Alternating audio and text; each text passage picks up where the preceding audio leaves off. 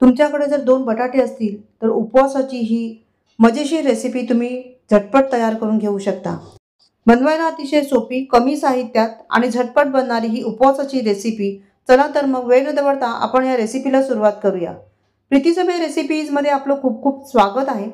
इथे मी 2 बटाटे घेतलेले आहेत। 2 बटाटे स्वच्छ धुवून घेतले, त्यानंतर आपण याची सालं काढून घेतलेली आहेत। आता या बटाट्याच्या आपण छोट्या छोट्या फोडी करून घेऊया। तर या पद्धतीने आपण बटाट्याच्या छोट्या फोडी तयार करून घेणार आहोत आणि त्यानंतर बटाटा जो आहे तो आपल्याला शिजवून घ्यायचा आहे। बटाटा शिजवताना तो आपल्याला कुकरमध्ये शिजवायचा नाहीये, त्यामुळे आपण ह्या लहान लहान फोडी करत आहोत। तर इथे आपण कढईमध्येच पाणी गरम करून हा बटाटा उकळून घेणार आहोत। चला तर मग बटाटा आता चिरून झालेला आहे। पाण्यामध्ये एकदा स्वच्छ आपण धुवून घेऊया, म्हणजे ह्याच्यातला स्टार्च जो आहे तो निघून जाईल। जरा चोळून चोळून धुवायचा आहे आणि त्यानंतर इथे मी पाणी गरम करत ठेवलेलं आहे कढईमध्ये। पाणी चांगलं गरम झालं की हा बटाटा ह्यामध्ये घालायचा आणि अगदी मऊसूद होईपर्यंत चांगलं शिजवून घ्यायचं। कुकरमध्ये जर तुम्ही हा बटाटा शिजवला तर त्यामध्ये भरपूर पाणी शिरतं आणि मग बटाटा एकदम नरम होतो, त्यामुळे असा बटाटा आपल्याला नको आहे। तर आता बटाटा बघा व्यवस्थित शिजला गेला पाहिजे। असा व्यवस्थित हा शिजलेला आहे। या स्टेजलाच हा बटाटा आपल्याला पाण्यातून काढून घ्यायचा आहे। तर गॅस बंद करायचा आणि हा बटाटा जो आहे तो चाळणीमध्ये आपण काढून घेऊया। बटाट्यातलं पाणी सगळं व्यवस्थित काढून घ्यायचं आहे आणि त्यानंतर मिक्सिंग बाउलमध्ये आपल्याला हा बटाटा काढून घ्यायचा आहे। आता ह्याला व्यवस्थित मॅश करून घ्यायचं। बटाटा बघा एकदम व्यवस्थित शिजवून घ्यायचा आहे, पण तो जास्त पाणीदार पण होता कामा नये, त्याच्यामध्ये पाण्याचा अंश असता कामा नये, एवढं मात्र काळजी घ्यायची आहे। तर बघा बटाटा असा व्यवस्थित कोरडा मी करून घेतलेला आहे आणि चांगलं त्याला मॅश करून घेतलेला आहे। आता यामध्ये आपल्याला चवीनुसार घालायचं आहे मीठ। त्यानंतर इथे मी काश्मीरी रेड चिली पावडर घेतलेली आहे पाव चमचा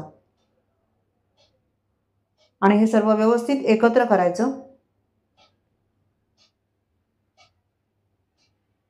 यानंतर यामध्ये आपण घालणार आहोत साबुदाणा पीठ। तर इथे बाइंडिंग करता आपण साबुदाणा पीठ वापरणार आहोत। उपवासाची रेसिपी आहे त्यामुळे आपण इथे साबुदाणा पीठ वापरतोय।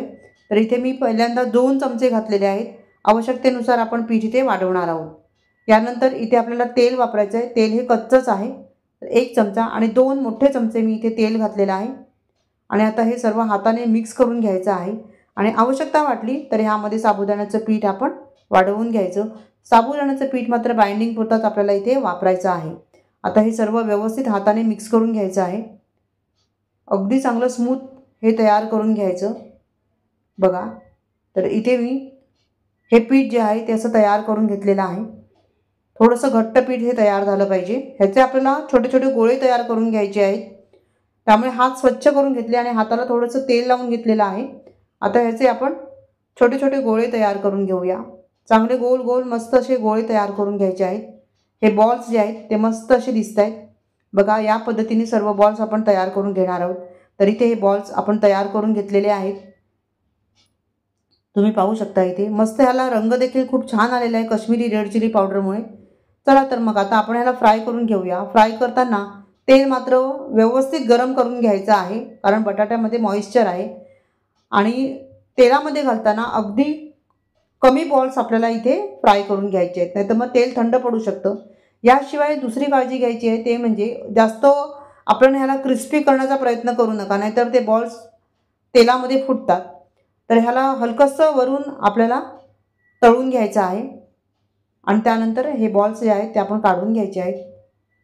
तर तुम्ही पाहू शकता हे मस्त असे बॉल्स तयार झालेले आहेत।